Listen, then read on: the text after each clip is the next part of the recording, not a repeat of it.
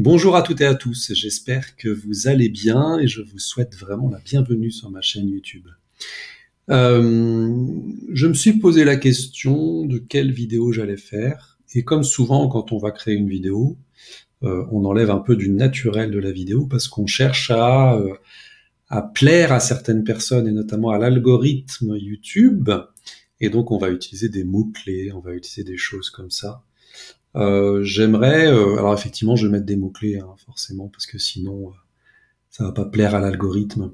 Mais les mots-clés, je vais les faire naturellement, intuitivement presque. Et j'aimerais là vous parler d'un sujet assez vaste et en même temps qui peut devenir très précis en fonction du moment, de la vie, où vous en êtes en ce moment, de ce que vous vivez. Ça va, j'espère, vous parler. Je voudrais parler d'une grosse généralité de comment fonctionne l'esprit humain. Alors, j'ai pas la prétention de savoir exactement comment fonctionne totalement l'esprit humain, mais il y a certaines choses que je connais. Quand vous vivez un événement de votre vie, vous allez intégrer de ce moment différentes informations. Les informations, elles vont être de l'ordre de tous les sens que nous avons. La vue, avec donc les images que l'on va voir. L'ouïe, avec les sons que l'on va entendre. Le corps dans sa globalité, avec les ressentis que nous allons avoir. On appelle ça le kinesthésique en nous. Les odeurs, avec l'odorat. Et puis les goûts, avec tout simplement la bouche. On utilise beaucoup ça au quotidien. Tous les événements, c'est comme si c'était une bulle en fait. Vous allez vivre un événement et cet événement va se remplir de ces informations-là. On les utilise toutes et tous, mais par contre, on a nos préférés. Il y a des gens qui sont très kinesthésiques, par exemple. Il y a des gens qui sont très visuels. Et le monde nous aiguille, nous emmène vraiment vers le visuel, ce qui est dommage. Parce que, par exemple, quand je demande à quelqu'un, quand tu stresses, qu'est-ce qui se passe dans ton corps? Il y a certaines personnes qui ont du mal à exprimer. Tout simplement, c'est parce qu'ils n'ont pas habitué leur corps à utiliser ça. Et j'aime bien, entre parenthèses, jouer avec les gens, c'est-à-dire aller vraiment chercher. Et pourtant, on a beaucoup de phrases créées dans ce monde qui nous permettent de nous dire ça. Par exemple, j'ai une boule dans la gorge. Alors pourquoi ce serait une boule? Vous voyez? J'ai la boule au ventre aussi. En fait, il n'y a jamais, quand vous vous dites j'ai un carré dans l'estomac, quoi, ou j'ai un triangle dans l'esprit. Jamais, en fait, ça n'arrive. Mais par contre, on peut dire j'ai une barre. Quand on a une migraine, j'ai une barre dans la tête. Vous voyez, donc en fait, toutes ces choses-là vous donnent une construction mentale de ce que vous avez. Parce que quand vous dites j'ai une boule dans la gorge, si je lance l'imaginaire, vous allez vraiment imaginer une boule. Et donc on peut utiliser ça, effectivement. Mais si ça se trouve, dans votre ressenti, vous n'aurez pas l'impression d'avoir une boule dans la gorge, mais plutôt d'avoir une barre, par exemple. Voilà, donc le corps, il va vous donner des infos. Ces infos, on va pouvoir s'en servir. On s'en sert beaucoup en hypnose pour justement aller résoudre des problèmes. On s'en sert aussi en magnétisme. On s'en sert dans beaucoup de choses, en fait. Et ce que j'aimerais vous amener à prendre conscience, c'est que quand il se passe un événement dans votre vie qui vous bloque, il y a forcément des informations que vous pouvez aller rechercher. Il y a forcément des informations qui vont vous venir. Et en fait, le truc, c'est qu'elles vont venir quand on est en état de conscience modifié. Alors, les enfants, par exemple, n'ont pas ce problème, parce qu'un enfant, si je lui demande ok, tu t'es fait mal au pied, par exemple, est-ce que tu peux imaginer que dans ton pied, il y a quelque chose, que cette douleur, elle a une forme. Et en fait, l'enfant, il va tout de suite trouver quelque chose. L'adulte, c'est plus compliqué. C'est pour ça que souvent, l'hypnose est beaucoup plus rapide sur un enfant, parce qu'un enfant, il a déjà accès à son imaginaire. Donc, j'ai pas un travail très compliqué à faire pour l'accompagner.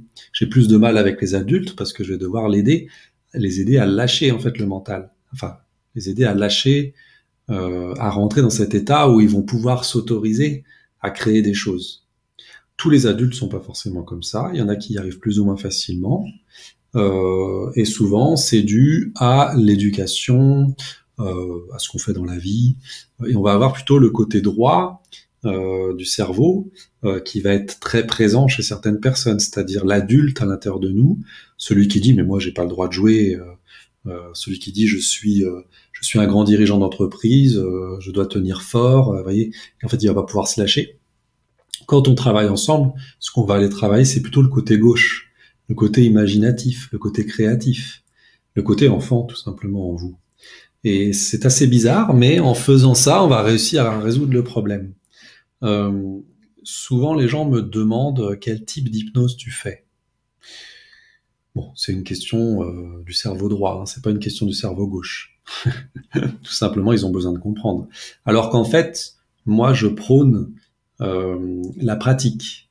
Je prône de faire les choses, de vivre les choses, et c'est comme ça qu'on va pouvoir résoudre un problème souvent.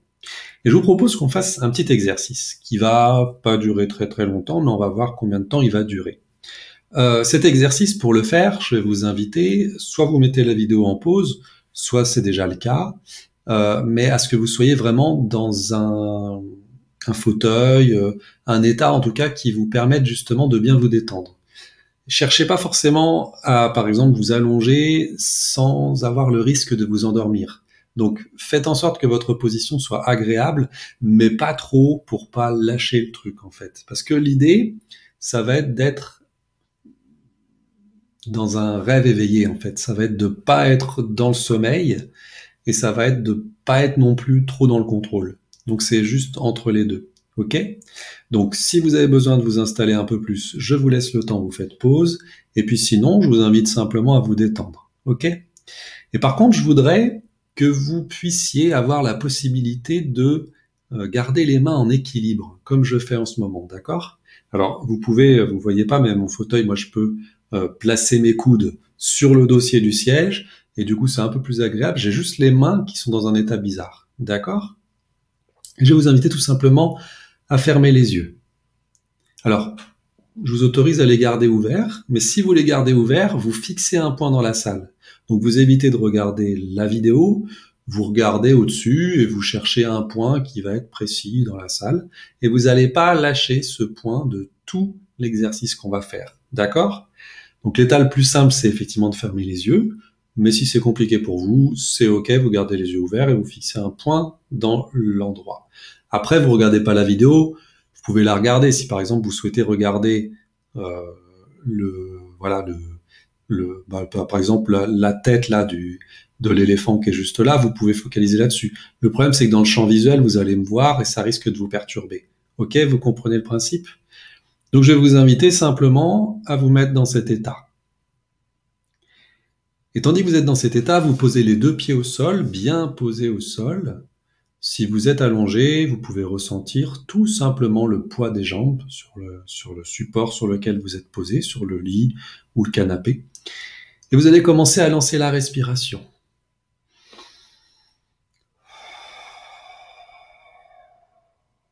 Faites-moi une belle respiration. Même je vous inviterai à faire une respiration ventrale. Utilisez le ventre. C'est-à-dire que sur l'inspiration, vous allez gonfler le ventre. Et sur l'expiration, vous allez chercher à creuser le ventre. Cherchez à rentrer le nombril le plus profondément possible. Imaginez qu'il traverse le corps et qu'il va derrière, tout simplement. Et de faire encore quelques respirations comme ça, très profondes.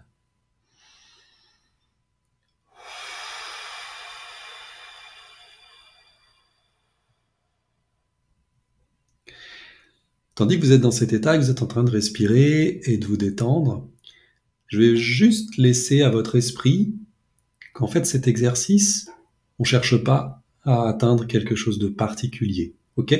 On accueille ce qui vient.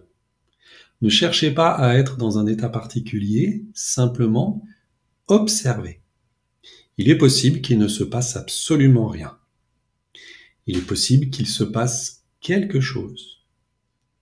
Ensuite, il est possible, comme je vous l'ai dit tout à l'heure, que ce qui se passe soit de l'ordre du visuel, que des images vous viennent. Il est possible que ce soit des sons qui apparaissent alors que vous n'entendiez rien au départ. Il est possible qu'un ressenti se fasse dans le corps. Il est possible qu'une odeur vienne. Il est possible aussi qu'un goût s'intègre. Et il est possible que tout ça se fasse. Ce que je voudrais, c'est que vous vous posiez dans l'accueil de ce qui va arriver, la curiosité de ce qui va arriver.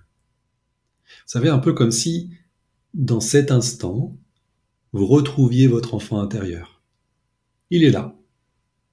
Vous pouvez lui donner un visage, puisque vous savez quelle tête vous aviez quand vous aviez 8, 9, 10 ans.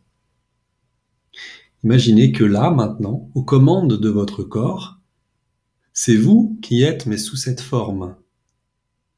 Et si vous vous rappelez bien, quand vous aviez 7, 8 ans, vous n'aviez pas beaucoup de questions à vous poser. On vous disait simplement des choses et vous les ressentiez, vous avez l'imaginaire suffisant. Eh bien, je vous annonce quelque chose. Cet imaginaire, il est toujours à l'intérieur de vous. Il est juste sous des couches et des couches et des couches et des couches. Un petit peu comme une poupée russe, où vous ouvrez la poupée, ensuite il y a la grande, et puis après il y a la un peu plus petite, la jeune adulte par exemple. Ensuite, il y a l'adolescente. Et puis ensuite, il y a l'enfant. Mais dans cet enfant, il y a aussi différents enfants. Et quand vous avez atteint cet état, vous allez questionner cet enfant à l'intérieur de vous. Vous allez lui poser cette question qui va être assez simple, et je vais vous la donner comme ça. Toi, mon enfant intérieur, merci d'être ici, merci d'être présent avec moi, je t'accueille, je suis ravi de te revoir, et moi, en tant qu'adulte, figure-toi que j'ai des problèmes. J'ai des problèmes au quotidien.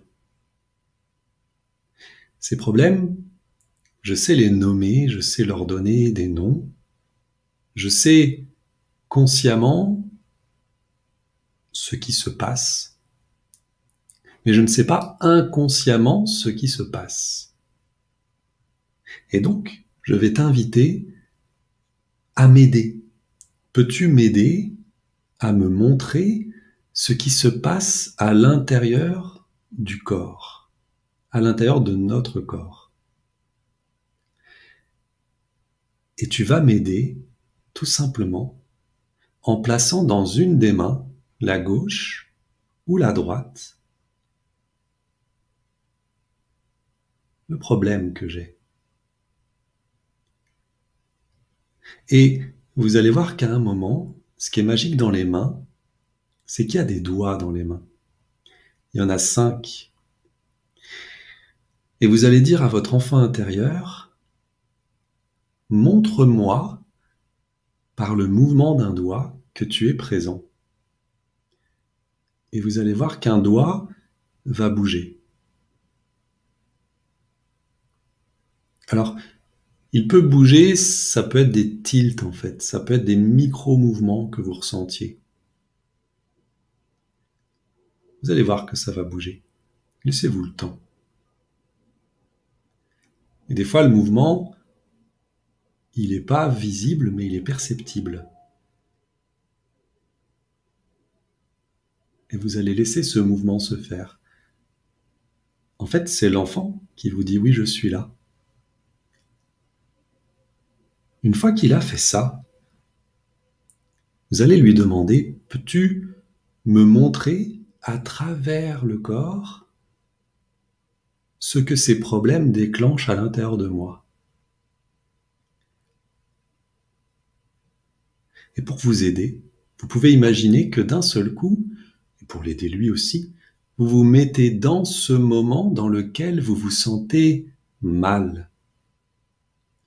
Ça peut être un moment où vous avez une phobie. par exemple, une grosse peur, vous voyez, le truc insupportable.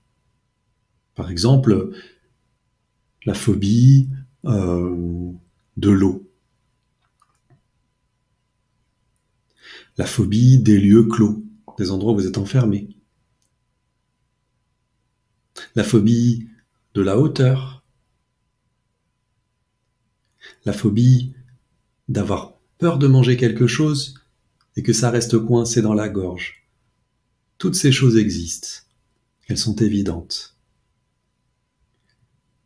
Et vous allez lui demander, montre-moi quand je pense à ça, ce qu'il se passe à l'intérieur de mon corps. Il n'y a pas de peur à avoir, puisque vous vivez au quotidien, mais là, d'un seul coup, ça va devenir beaucoup plus fort. Et si ça paraît trop fort, vous pouvez dire à cet enfant, merci de réduire un peu l'intensité. Merci de faire en sorte que je sente moins fortement ce problème. Je vous ai parlé des phobies, mais ça peut être tout. Ça peut être une relation avec une personne, par exemple. Peux-tu me montrer ce qui se passe à l'intérieur de moi quand je suis en contact avec cette personne? Et observez ce qui se passe à l'intérieur du corps.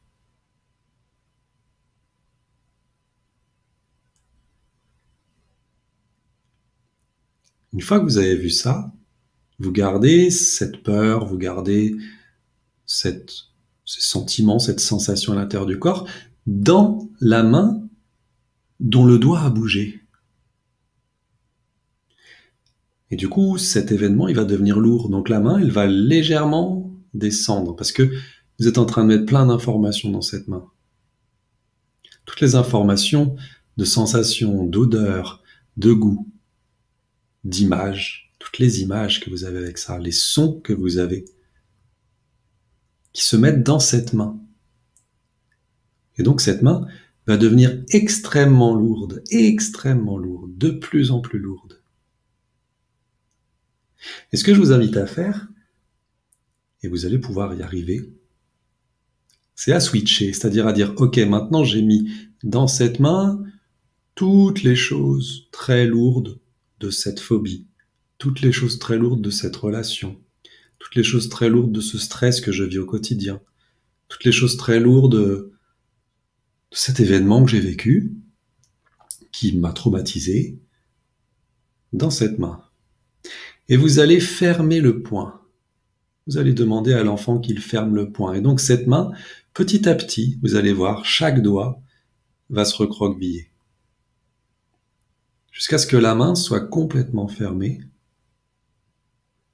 Et pourquoi elle se ferme? Elle se ferme tout simplement pour vous protéger. Pour que ces choses de cette peur soient enfermées. Quand la main se referme, elle renferme tout ce qu'il y avait dedans. Et donc elle va se serrer très fort. Et maintenant, ce que je vais vous inviter à faire, c'est à demander à cet enfant, ok, merci de m'avoir fait ressentir ça. Ce que je voudrais maintenant, c'est que tu m'aides à trouver un moyen que ça aille mieux. Et pour ce faire, je voudrais que tu m'aides à trouver un moment où je me suis senti super bien dans ma vie. Ça peut être un moment clairement de l'enfance. Par exemple, ça peut être un moment où vous êtes amusé à créer des choses, à faire des cabanes, à lire des bandes dessinées, à faire des câlins à quelqu'un que vous aimez beaucoup, peut-être à votre doudou du moment. Ou alors à un autre moment beaucoup plus tard. Mais cherchez de préférence dans l'enfance ou dans l'adolescence. Souvent, c'est plus facile à trouver dans l'enfance. L'adolescence n'est pas forcément évidente. Mais ça peut avoir été aussi très compliqué dans l'enfance. Même quand c'est très compliqué, il y a toujours eu des moments où ça a été. Mais sinon, vous pouvez aller chercher plus loin. Vous pouvez aller chercher le moment où vous avez réussi quelque chose. Un moment où il y a un examen que vous deviez passer, et tout s'est bien passé, l'examen a été passé avec succès, par exemple. Et toutes les images tous les sons, tous les ressentis de cet événement, vous allez les mettre dans l'autre main, celle qui est ouverte. Elle est encore ouverte. Elle peut accueillir. Et vous allez mettre ces choses dedans. Il peut y avoir des couleurs même qui viennent. Quelle serait la couleur d'un moment agréable pour vous? Il peut y avoir des ressentis. Peut-être que la chaleur de la main dans laquelle vous êtes en train de faire ça est différente de la chaleur de la main dans laquelle il y a les problèmes. Vous remplissez cette main pour qu'elle devienne vraiment de plus en plus lourde elle aussi, avec toutes ces sensations, toutes ces impressions. Elle va devenir un peu plus lourde, peut-être tout simplement un peu plus tendue. Il peut même y avoir un moment où vous avez l'impression que vous la sentez plus du tout cette main, elle paraît un petit peu comme lointaine, comme si c'était plus votre main, mais une main. Et quand c'est fini, quand c'est vraiment rempli de toutes les choses, vous allez prendre cette main et venir la placer par-dessus l'autre. Prenez le temps. Ça peut prendre du temps, ça peut se faire très rapidement. Et quand vous allez faire ça, vous allez sentir que la main dans laquelle il y a des problèmes commence à se sentir étrange. Elle se sent légèrement transformée. Elle sent que les informations qui sont dedans commencent à peut-être chercher à fuir. Et quand la main va s'approcher de l'autre, l'autre va commencer à s'ouvrir. La main dans laquelle il y a des problèmes va commencer à s'ouvrir. Et vous allez sentir que là, la température est différente. Et qu'en fait, toutes les choses négatives qui étaient dedans commencent à rentrer en contact avec les choses positives que vous avez dans l'autre main. Et là, vous allez entremêler les doigts. Et du coup, les mains vont se retrouver comme en position de volley-ball. Et là, vous allez prendre le temps. Vous allez faire un petit peu comme une prière. Vous allez mettre ces deux mains juste devant vous et respirer ce qui se passe. Observez ce qui se passe et je vais vous laisser quelques secondes, quelques minutes dans le silence pour observer.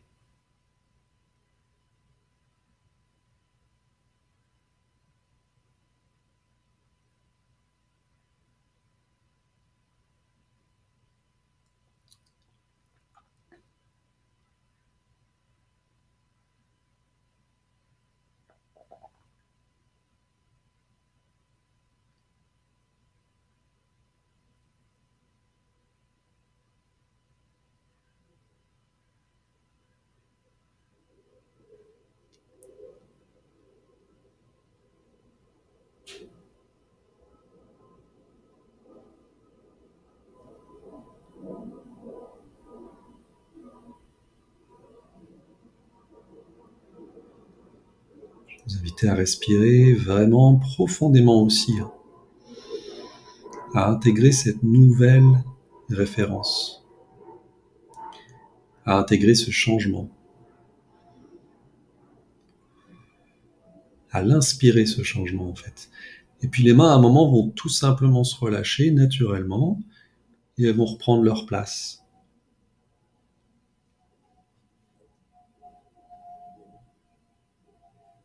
Et là, petit à petit, et vraiment à votre rythme, vous allez reprendre conscience que vous êtes dans le corps dans lequel vous êtes.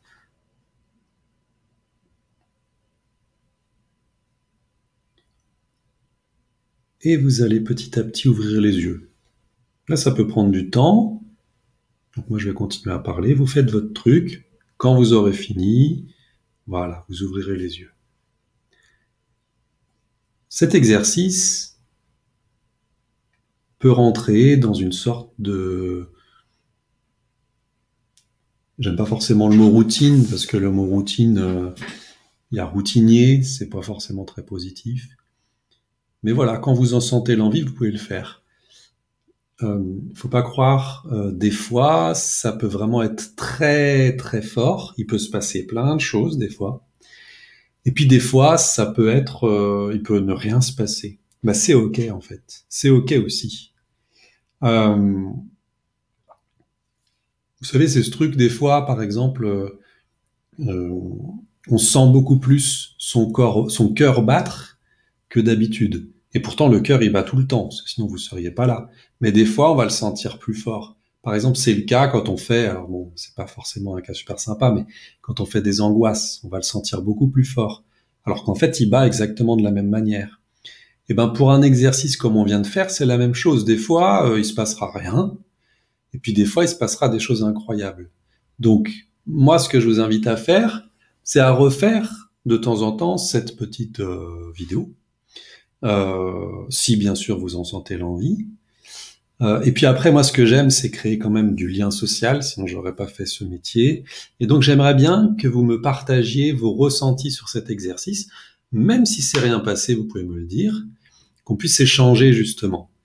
Euh, Moi, j'aime pas trop parce qu'on crée des vidéos maintenant pour axer vraiment sur un problème, sur un truc, pour que ça parle à certaines personnes, mais pas à tout le monde. Moi, j'ai envie de faire des vidéos aussi qui peuvent parler à tout le monde. Ça va un peu contre le marketing, mais voilà, je pense que c'est aussi comme ça qu'on peut créer quelque chose de bien. Donc, si ça vous pouvez le faire pour tout. Donc dites-moi, voilà ce que ça a changé en vous, ce que vous avez ressenti, ce que vous n'avez pas ressenti. Euh, Toutes les émotions peuvent venir face à cet exercice. Il peut y avoir de la colère, vous pouvez être en colère d'un seul coup alors que vous n'y étiez pas. Vous pouvez être triste, vous pouvez avoir pleuré, vous pouvez avoir mal au ventre, vous pouvez avoir tout. Le corps est assez fort. On vit dans notre corps depuis le début et jusqu'à la fin, normalement, si tout se passe bien. Euh, donc il peut exprimer des choses et il exprime des choses par rapport à la matière, par rapport à ce qu'on vit. Et donc c'est tout à fait normal. Voilà, je vais vous arrêter sur presque une demi-heure de vidéo. J'espère que cet exercice vous aura permis de vivre des choses. Peut-être qu'il y a des prises de conscience aussi. Donc partagez, partagez, partagez. Et je vous dis à très bientôt. Je vous souhaite une bonne fin de journée.